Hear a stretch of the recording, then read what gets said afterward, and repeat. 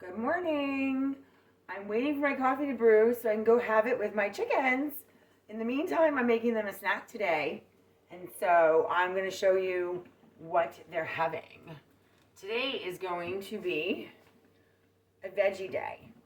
So I have half a yam cut up, half a yellow zucchini, half a yellow squash, half a zucchini, half of a cucumber.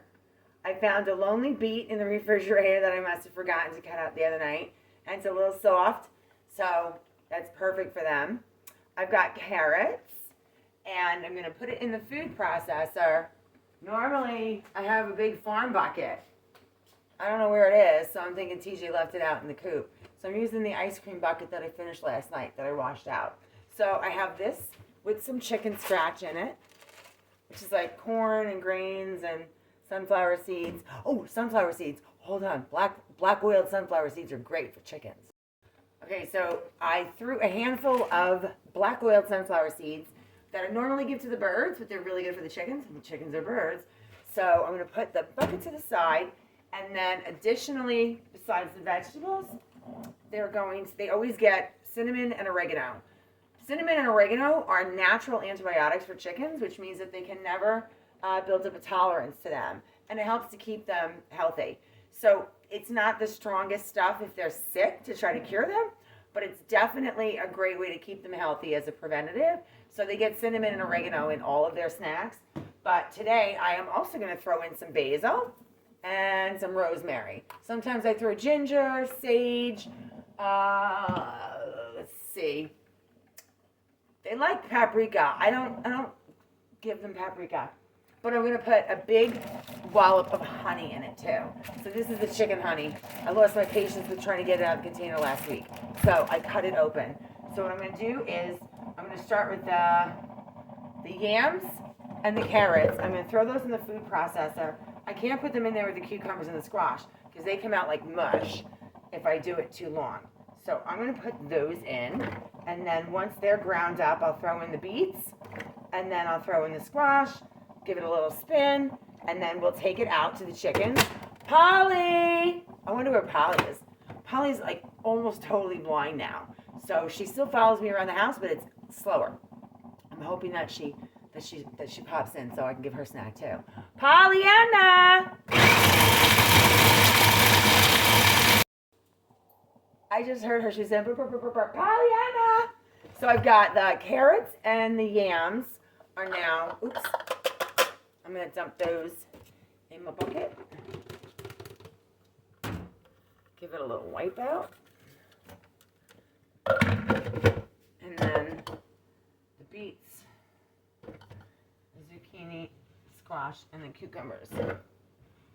This will just be a quick little, because I want them to be chunky. I don't want them to be mushy and watery.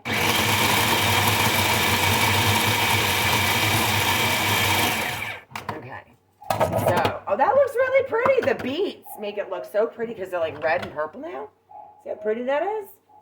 So, colorful vegetables. I worked for a great chef on Long Island years ago, and you got to have a colorful plate.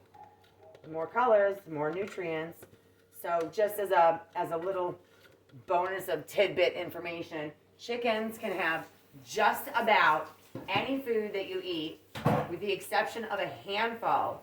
And they are nightshade foods. So they cannot have eggplant, they cannot have potatoes, tomatoes, they can't have avocado, they can't have onions, and no citrus. Now, some of that is arguable. So they can have tomatoes, technically, as long as there's no green on it. And they can have potatoes cooked, or if there's absolutely no green on them.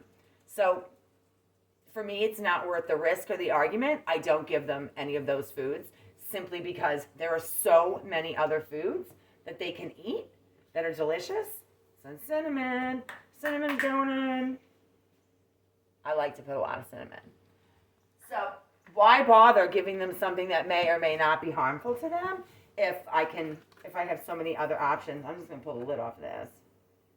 There's some oregano. Ooh, basil. Oh, I love the smell of basil. And rosemary. I also love the smell of rosemary. Not TJ's mother rosemary. I'm sure she smells wonderful. And I'm not going to be cheap with the honey because this is so good for them like it is for regular people. So, oops, they get a big old blob of honey. But then it just makes it really hard to mix, which is a pain in the neck. My coffee's done. Pollyanna! I have their water bowl washed. We're going to mix this up, and then we'll go out and have chicken. We'll go out and have chicken. We'll go out and have coffee with the chickens and give them their snack. We'll have to make sure everybody gets some. Look who I found. Poor Polly. I was calling her, and she was burr, burr, burr back. And then I found her. She was in the dining room. She got stuck behind the table. Mwah. She couldn't find me. Okay, so I'm all mixed up. This looks really good. Check this out. Oh, shit. Well, there goes a mess on the counter. So the dogs are waiting patiently. They want some too. And if I don't give it to them, they're sort of assholes. They know which chickens are blind and they'll go take it from those chickens. The other ones will peck them. So I'm going to stop and I'll meet you outside in a little while because I know I'm best in small doses and I don't need a 10-minute video. I'm trying to make them shorter. So you get me in line. Oh, my baby. I'll see you soon.